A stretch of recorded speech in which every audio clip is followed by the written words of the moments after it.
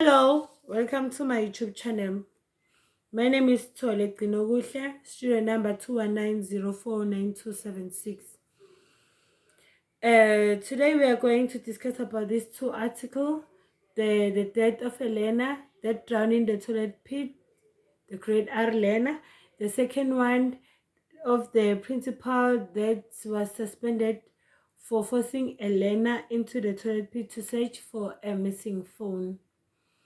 I'm going to explain how the children rights were violated or infringed, and I'm going to propose how what the foundation teachers and in the school of interim should have done and provide solutions in these two cases.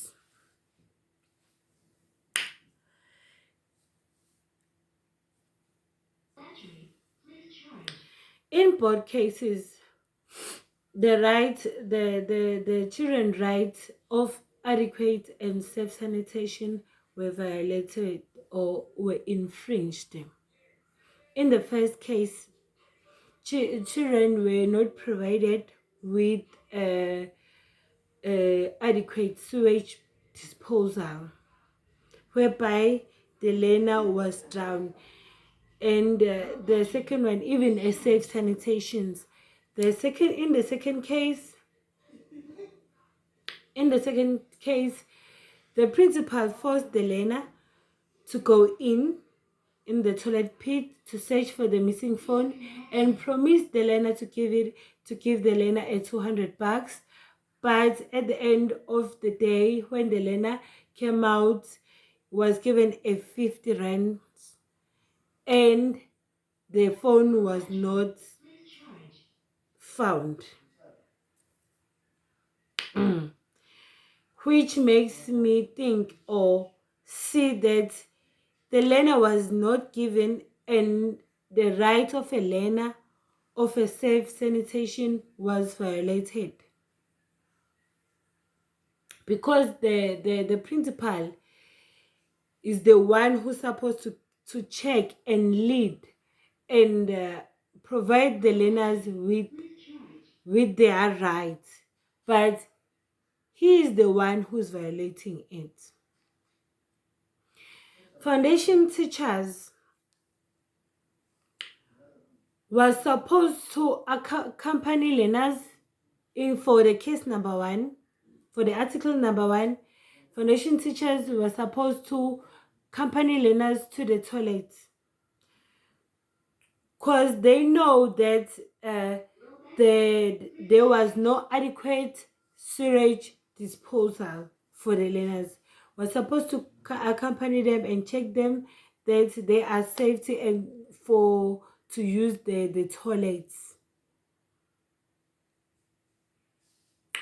Secondly, the delay of building the toilets for the learners was also unsafe sanitation, was also violating they were also violating the children's rights of going to release this where the learners supposed to release themselves. So I don't think that learners were provided with a safe sanitations, and teachers also within the school interim were supposed to guide learners or hire or employ a guide that will stand on the door or get in with a learner with a grade R to grade 4's learners in the toilet, help them to release themselves.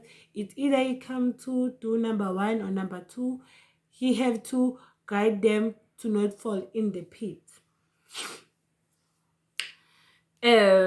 Solutions for solutions that I'll provide or I'm thinking we educate for learners.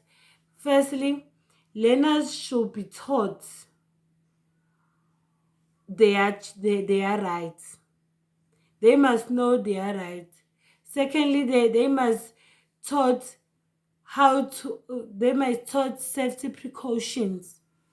They must taught danger, things that will endanger themselves, and they must taught to say no to wrong things. As the in for instance, in the case of the learner in case number 2, in the article number 2, he or she must supposed to say no to the principal to go in the toilet pit. Why the principal didn't go in for himself? Because there are germs there, there are everything there. So I don't think in these two cases children's rights were violated.